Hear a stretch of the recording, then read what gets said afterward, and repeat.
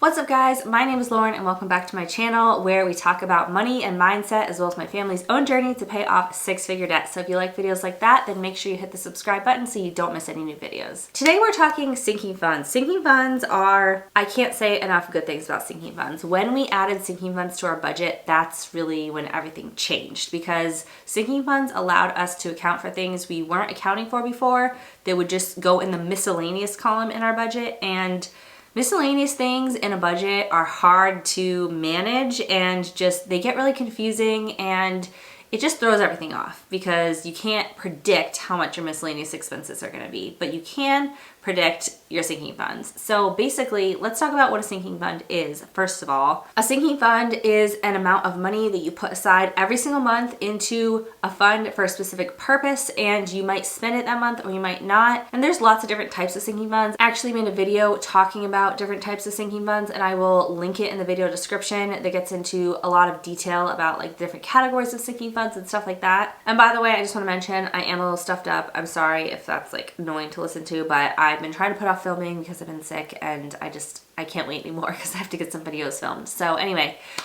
please just ignore the nasally voice today. But yeah, sinking funds can be for a lot of different purposes. So for example, car maintenance is a great example. You know you're gonna have to do repairs on your car, but you don't know exactly how much or when. And so putting aside money for car maintenance every single month can avoid a big surprise bill when you get a flat tire or you need something like major done on your car. And another great sinking fund that I love having is one for gifts. So you know there's gonna be like certain birthdays and baby showers and weddings and stuff, and you can kind of plan for those because some of them are regular, but sometimes things just pop up and you're like, oh shoot, I want to get a gift for that person or for that event or whatever, and you don't have money set aside for it. So we have a gift fund where we put money aside every single month for gifts, and that way when anything comes up, we just have a pile of money that we draw from to get gifts for people. So before I start just rambling off all of our sinking funds, let me go in order because I want to talk about all of our 18, that's right, 18 sinking funds. Now that might be overboard for some people, I totally get it, but this is just what works for us right now while we're on a debt-free journey and we're tracking every single dollar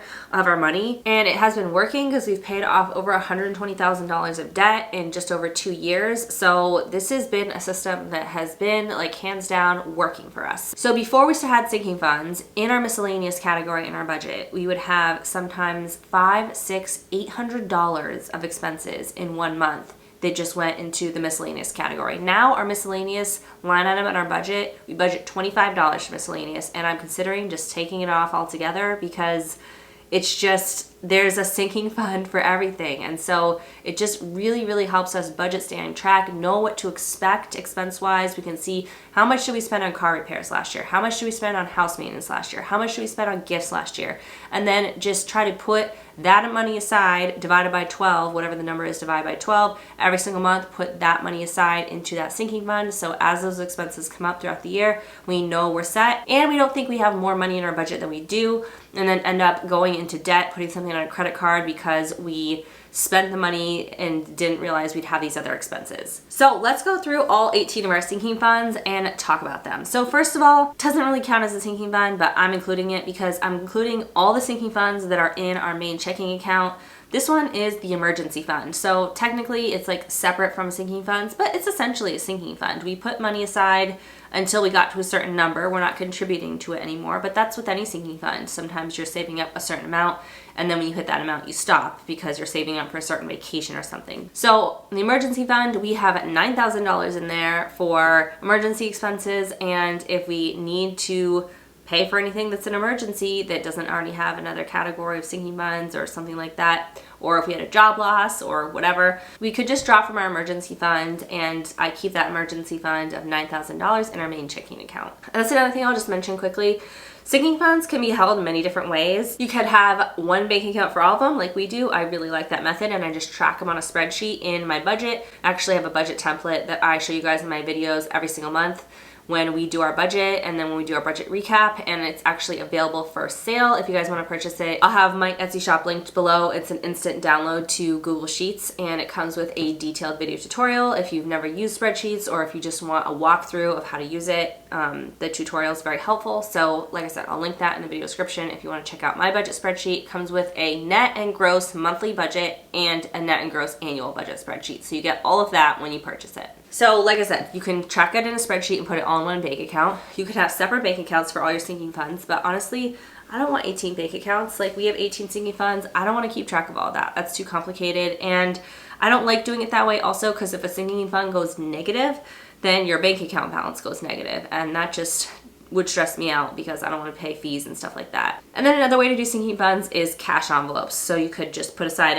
every single month, you know, money for gifts for people, and then when you need to go buy somebody a gift, you just draw from that cash envelope. I think it works for certain types of sinking funds, but because so many purchases are done online these days, I think it's getting harder and harder to use cash envelopes without having to run back and forth to the bank all the time to deposit money from a sinking fund because you're paying something online, and that can just get complicated too. So I just like having it all in one bank account, but whatever works for you, whatever makes sense to you, whatever you can stick to, is the way you should do it. All right, our next sinking fund is groceries. And I like doing this as a sinking fund because ideally, if we have a month where we go over on groceries, then I keep track of that by having a negative balance in the sinking fund. And then next month, I try to make up for that by spending less on groceries. And so maybe we needed to like refill a bunch of stuff one month, but then we could go a little bit lighter on those things the following month because we had stocked up. And so I like doing groceries as a sinking fund. So that is our next sinking fund. Next, vacation. This is a great sinking fund to have. It's so important to include fun things in your budget, especially while you're paying off debt and working towards other difficult financial goals.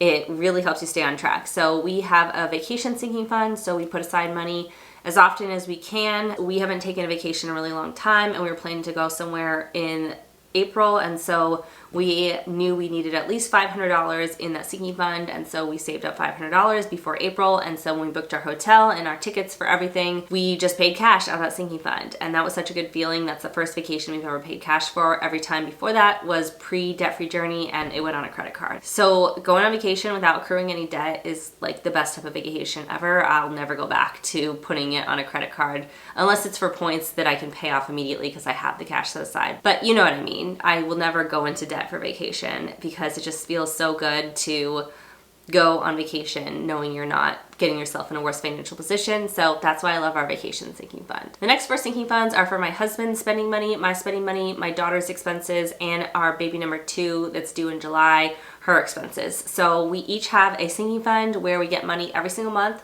for our personal needs, and we can spend it as we see fit. Obviously for my kids, I spend the money as I see fit. They're not spending it at this point. It's not like an allowance for them. My daughter's 3 and then the other baby is on the way. But it is really nice because sometimes I want to like make a bigger clothing purchase for her, get like a bunch of spring stuff, or like there's a bigger item that she needs, or there's a bigger item that I want to buy. And so I save up my money in my spending money sinking fund, and then I have enough to make a bigger purchase. And same thing with my husband. You know, he wants to go get coffee at Dunkin' Donuts. That's what he likes to do sometimes, and that's not my thing, but he has the permission to do that through his own sinking fund. And he actually has a separate checking account for that because he likes to make all these little purchases, and I don't like to see that on our checking account statement because I don't want to have to track all that. So he does have a separate checking account for his spending money. So at the beginning of the month, he transfers his spending money into his checking account, and then I don't have to see what he does with it. He can do whatever he wants, and it doesn't clog up our budget with these little expenditures. And he knows when that money's gone for the month, that money's gone. Next sinking fund is a fairly new one that we added, and that's for kids' activities. And I just feel like this is a really great one to have because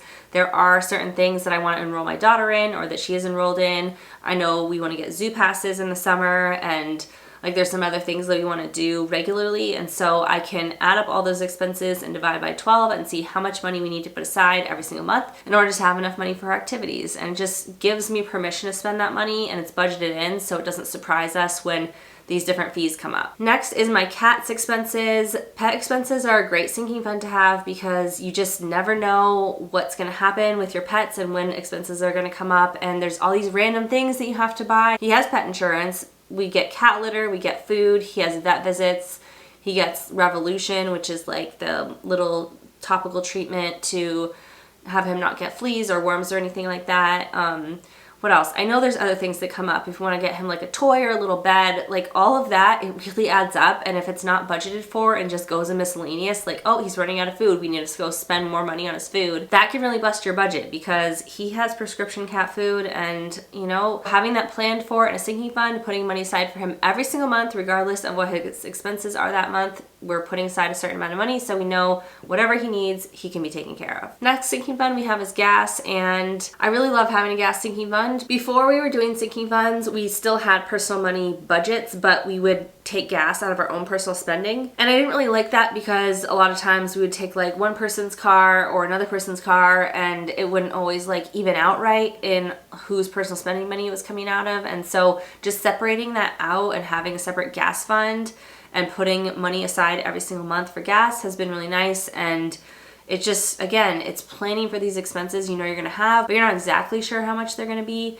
And some months we fill up more than others. And so having a sinking fund where we put money aside every single month for gas and then just spend out of that sinking fund for gas just helps kind of equalize those costs from a month-to-month basis. Next sinking fund is gifts. I talked about this a little bit earlier, but we put money aside every single month for gifts. So no matter what event comes up, Mother's Day, birthdays, baby shower, wedding, whatever the case is, we have a fund of money that we can pull from to be giving to our friends and family. Next is home decor. We put a very small amount in this fund, but this just gives me permission to buy some like little home decor things. Honestly, mostly what it is like seasonal decorations, especially now that I have a 3-year-old. Like, she really enjoys that kind of stuff, and I just didn't know where to pull that money from before, and it would just go in miscellaneous. And I was like, I do this every like couple months when there's a holiday. I get like a couple little things for seasonal decor, or sometimes there'll be something new we need, like new curtains or something. And so we put money aside,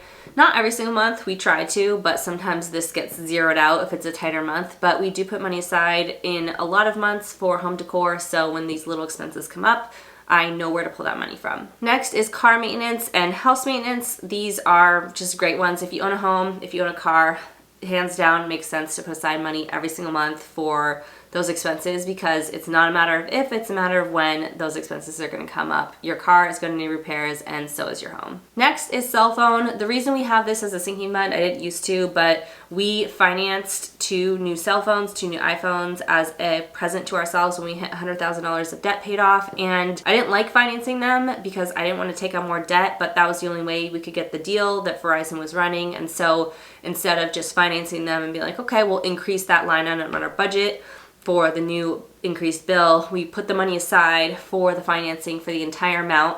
So that was set aside, and then it's like prepaid in our sinking fund, and then our cell phone bill on a month-to-month basis for us didn't change. So I just pull from that sinking fund every month to offset the increase in our cell phone bill since we got new cell phones. The next 2 are really utilities, and they could all be in one, but it just makes it easier for me to separate it out to just keep everything straight. So one is our town sewer and water bills. Sewer comes twice a year and water comes 4 times a year, I believe. And then the other one is utilities, so gas and electric. And yeah, these sinking funds are just so key, because especially like with those town bills that only come twice a year or 4 times a year, you kind of forget about them. And then if you're not planning for a twice a year bill, but it's $150, that's $150 that would go in that miscellaneous category. And now it doesn't have to, because we put aside money every single month for those expenses, and then when we get those bills, it's not a surprise, we have a pile of money we can pull from. And same thing with utilities. Our utilities for gas and electric are very expensive in summer and winter, and not so bad in the spring and the fall, because we live in the Northeast and winters are very cold and summers are very hot. So when we have higher bills in those winter and summer months, we are able to kind of equalize our payments and just pull from the sinking fund. And so we have a little bit of money stored up from the other seasons where we didn't have such high bills. And so we can kind of have our utilities be more even throughout the year rather than these huge fluctuations. Because for example, in the winter, like last month, our utilities were almost $600 for the month. But in the spring, sometimes they'll go down to like $200. So that's a huge fluctuation, and rather than having that fluctuation in our monthly budget, I just added up what our total utilities were for last year and divided by 12, and that's how much we put into that sinking fund every single month. Now I will mention that it's kind of tricky with inflation because prices are going up, and so I am having to adjust some of these sinking funds as we go along and put more money in them because things are becoming more and more expensive. But having them at all to start with, so we know our baseline, and then we can see, okay, do we need to adjust this up by $25 or $50 a month is so helpful as we're trying to manage inflation. And finally, the last sinking fund is for our daughter's birthday and for Christmas. So I combine this all into one because my daughter's birthday isn't that big of an expense because we don't really have big extravagant parties for her at this point. And then for Christmas, it's Christmas for anybody we buy presents for. And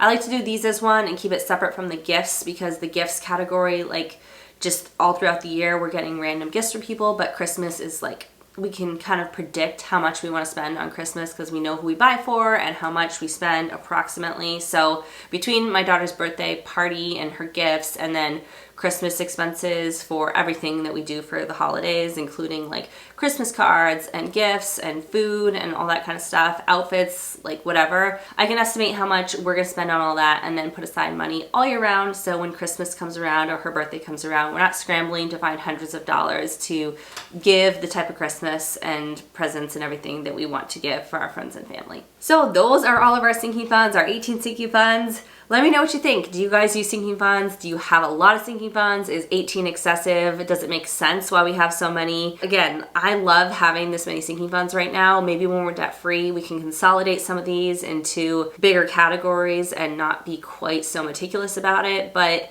it just feels very organized. I don't have to wonder where the money's coming from. I don't have to wonder how much I have to spend. It just gives me more of a budget to spend from when I am making these decisions on things that can kind of be variable, like gifts or Christmas and stuff like that. Home decor, like I know how much money I have to pull from and kind of the range that we've predetermined that we should spend in that category. Again, if you want a spreadsheet that you can use to track your sinking funds, I do sell my budget template in my Etsy shop, so I'll link that below. And if you like this video, as always, give it a big thumbs up. It really helps my channel. And if you want to see more videos like this from me, hit that red subscribe button. I'd love to have you as a subscriber, and I'll see you guys soon in my next video. Bye.